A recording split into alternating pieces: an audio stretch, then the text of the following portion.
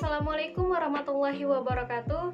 Nama saya Aulia Putri Wiriyanti dengan NPM 19411034. Saya dari Fakultas Agama Islam semester 6 pagi Universitas Dharma Wangsa. Sebelum saya menjelaskan tentang materi saya di video ini, alangkah baiknya kita berdoa terlebih dahulu. Bismillahirrahmanirrahim. Raditu billahi rabba wa bil islami dina wa bi Muhammadin nabiyyan wa rasula. Rabbi zidni ilma warzuqni fahma.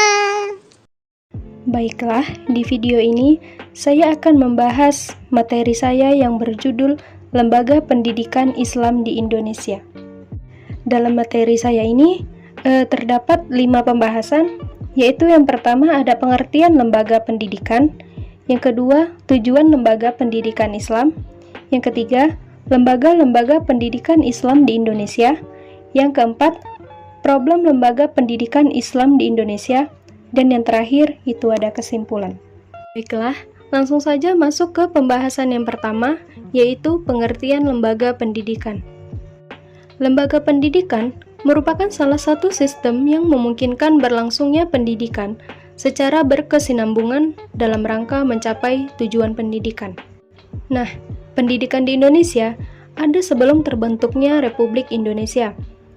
Pendidikan di Indonesia sudah ada sejak zaman kuno. Kemudian mulai berkembang saat agama Hindu-Buddha masuk ke Indonesia. Masuknya agama Hindu-Buddha ke Indonesia memberi dampak yang cukup signifikan terhadap sistem pendidikan di Indonesia. Sistem pendidikan Hindu-Buddha dikenal dengan istilah Karshan. Karshan yaitu tempat yang diperuntukkan bagi bertapa dan untuk orang-orang yang mengundurkan diri dari keramaian dunia dengan tujuan mendekatkan diri dengan dewa tertinggi. Karshan ini dibagi menjadi 2 bentuk, yaitu patapan dan mandala. Pendidikan terus berkembang, terutama di daerah-daerah yang menjadi pusat kerajaan, seperti di Sriwijaya yang berdiri sebuah universitas. Adapun pengertian lembaga pendidikan Islam. Lembaga pendidikan Islam merupakan lembaga atau tempat berlangsungnya proses pendidikan yang dilakukan dengan tujuan untuk mengubah tingkah laku individu ke arah yang lebih baik melalui interaksi dengan lingkungan sekitarnya. Perubahan yang dimaksud itu tentunya dilandasi dengan nilai-nilai Islami. Lembaga pendidikan Islam bukanlah sesuatu yang datang dari luar, melainkan dalam pertumbuhan dan perkembangannya mempunyai hubungan erat dengan Islam. Islam telah mengenal lembaga pendidikan sejak awal turunnya wahyu kepada Nabi Muhammad SAW, di mana lembaga pendidikan yang pertama itu di rumah Al-Arqam bin Abi Al-Arqam. Pendidikan Islam di Indonesia telah muncul dan berkembang dalam berbagai bentuk lembaga yang bervariasi, seperti pesantren, sekolah, madrasah, masjid, dan lain sebagainya. Dalam perkembangannya, pendidikan Islam di Indonesia antara lain ditandai oleh munculnya berbagai lembaga pendidikan secara bertahap, mulai dari yang sederhana sampai dengan ke tahap yang sudah bisa dibilang modern. Selanjutnya, adapun tujuan lembaga pendidikan Islam. Lembaga pendidikan Islam mempunyai tujuan untuk mengembangkan semua potensi yang dimiliki manusia. Itu mulai dari tahapan kognisi. Tahapan kognisi yaitu pengetahuan dan pemahaman siswa terhadap ajaran Islam. Kemudian adapun tahapan afeksi, yaitu terjadinya proses internalisasi ajaran dan nilai agama ke dalam diri siswa, dalam arti itu menghayati dan meyakininya. Melalui tahapan afeksi tersebut, diharapkan bertumbuh motivasi dalam diri siswa dan bergerak untuk mengamalkan dan menaati ajaran Islam yang telah diinternalisasikan dalam dirinya. Dengan demikian, akan terbentuk manusia muslim yang bertakwa dan berakhlak mulia. Kemudian, ada pun lembaga-lembaga pendidikan Islam di Indonesia. Nah, di sini saya akan menjelaskan 4 lembaga-lembaga pendidikan Islam di Indonesia. Yang pertama yaitu ada masjid, kedua pesantren, ketiga madrasah, dan terakhir ada sekolah. Lembaga pendidikan Islam di Indonesia, yang pertama itu ada masjid. Masjid adalah rumah tempat ibadah umat Islam. Adapun sebutan lain yang berkaitan dengan masjid di Indonesia, yaitu musola, langgar, atau surau. Istilah tersebut berukuran kecil dari masjid, yang tidak digunakan untuk sholat Jumat, iktikaf, sholat Id, dan lain sebagainya.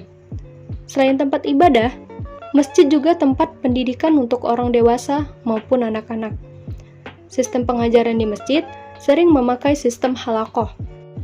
Halaqah yaitu guru, ustadz, atau ustazah membaca dan menerangkan pelajaran, sedangkan pelajar mempelajari atau mendengarkan saja. Salah satu sisi baik dari sistem halaqah ini yaitu pelajar diminta terlebih dahulu mempelajari sendiri materi-materi yang akan diajarkan oleh guru atau ustadznya, sehingga pelajar menselaraskan pemahamannya dengan pemahaman gurunya tentang maksud dari teks yang ada dalam sebuah kitab. Sistem halaqah ini mendidik pelajar belajar secara mandiri. Lembaga pendidikan Islam di Indonesia selanjutnya yaitu ada pesantren. Pesantren adalah sekolah Islam berasrama yang terdapat di Indonesia yang bertujuan untuk memperdalam pengetahuan tentang Al-Quran dan Sunnah Rasul dengan mempelajari bahasa Arab dan kaidah-kaidah tata bahasa-bahasa Arab. Pesantren merupakan pendidikan Islam tertua di Indonesia yang berfungsi sebagai pusat dakwah dan pengembangan agama Islam. Nah, pesantren ini pun terdiri dari 5 unsur, yaitu pertama ada pondok.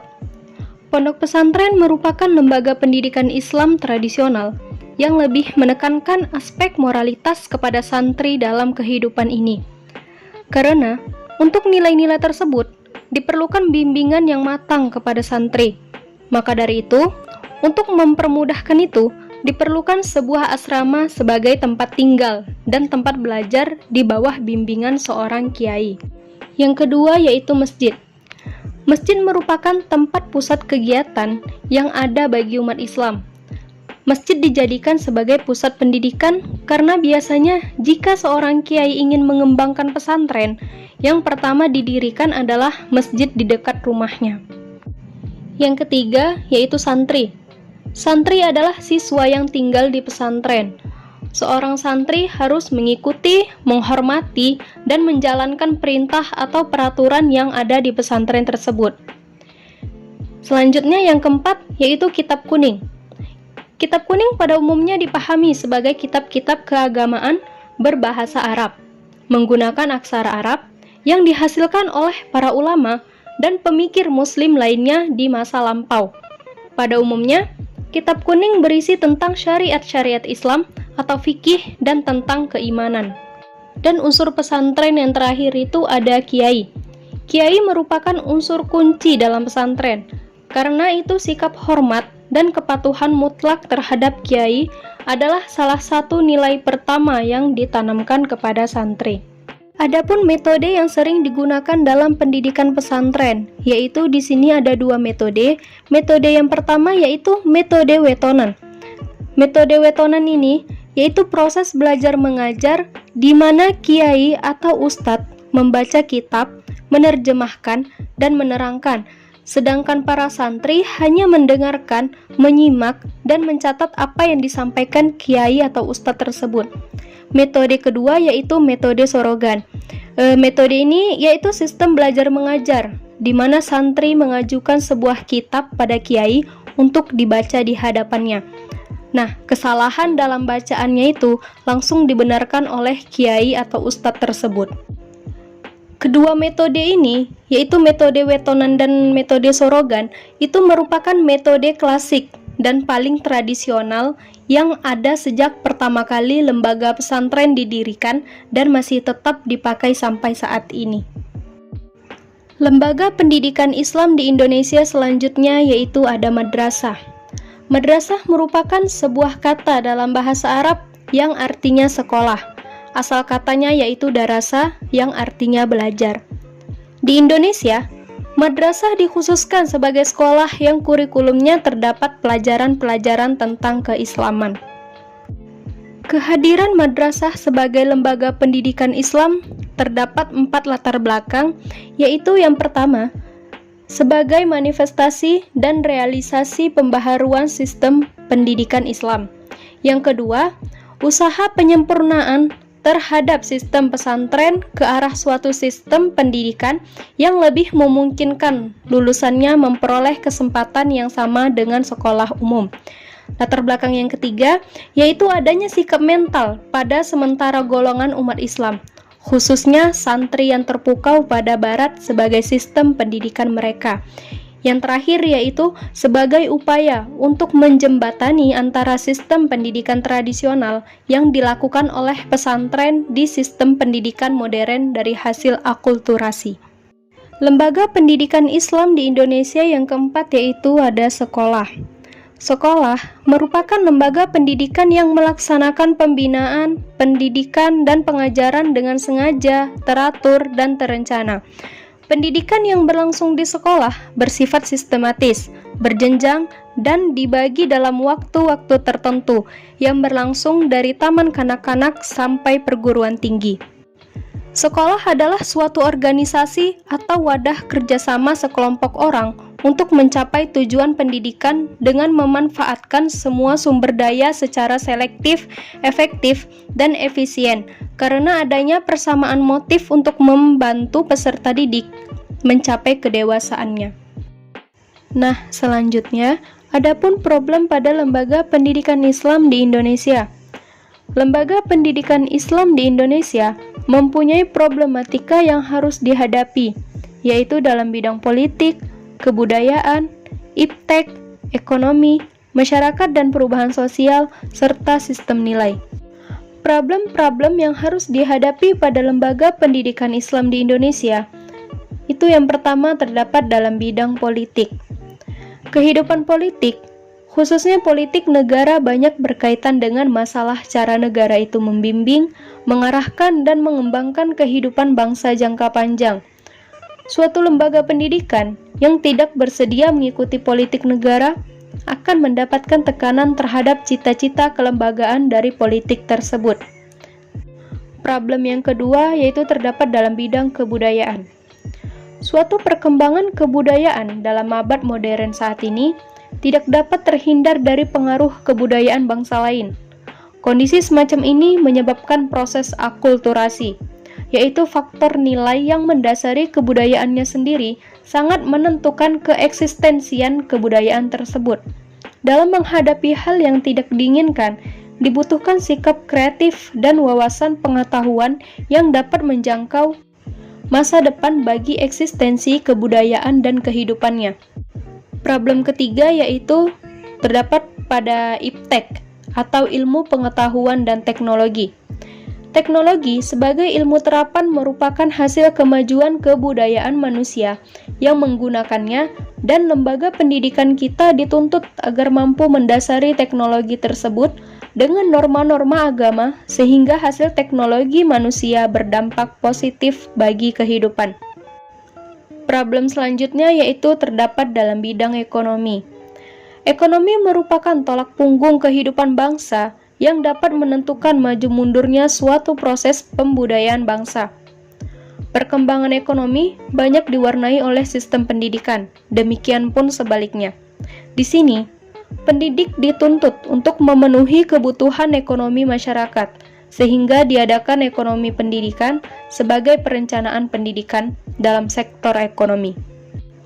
Problem yang kelima yaitu masyarakat dan perubahan sosial.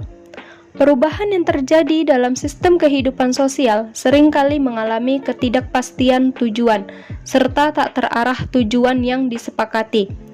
Disinilah pendidik sebagai pengarah yang rasional dan konstruktif, sehingga problem-problem sosial dapat dipecahkan, mengingat lembaga pendidikan Islam sebagai lembaga kemasyarakatan yang berfungsi sebagai agen social of change. problem yang terakhir yaitu terdapat dalam sistem nilai. Sistem nilai dijadikan tolak ukur bagi tingkah laku manusia dalam masyarakat yang mengandung potensi pengendali. Namun, sekarang perubahan itu menghilangkan nilai tradisi yang ada. Lembaga pendidikan di sini sangat diperlukan karena salah satu fungsi lembaga pendidikan yaitu mengawetkan sistem nilai yang telah dikembangkan oleh masyarakat. Baiklah, kesimpulan dari materi saya ini yang berjudul Lembaga Pendidikan Islam di Indonesia yaitu Lembaga Pendidikan Islam merupakan wadah bagi proses dan pengembangan pendidikan Islam. Secara umum, masyarakat banyak yang memahami lembaga sebagai wadah yang utama ialah lembaga sekolah. Di Indonesia, terdapat berbagai macam lembaga pendidikan Islam, mulai dari model klasik hingga masuk periode modern. Lembaga pendidikan klasik diantaranya yaitu masjid dan pesantren. Sementara, ketika memasuki abad 20-an, perkembangan pendidikan Islam menunjukkan kemajuan dengan masuknya ide-ide pembaruan yang dibawa oleh para ulama yang belajar ke luar negeri, hingga mempengaruhi munculnya madrasah, sekolah tinggi agama, hingga universitas Islam. Karakteristik masing-masing lembaga pun memiliki perbedaan. Walaupun dari mereka sama-sama mengajarkan nilai-nilai pendidikan Islam, yang berbeda adalah sistem, metode, dan kurikulum. Baiklah, sekian penjelasan materi saya di video kali ini. Semoga apa yang saya sampaikan bisa bermanfaat bagi kita semua, dan saya mohon kritik dan sarannya dari teman-teman sekalian. Wabillahi taufiq wal hidayah. Assalamualaikum warahmatullahi wabarakatuh.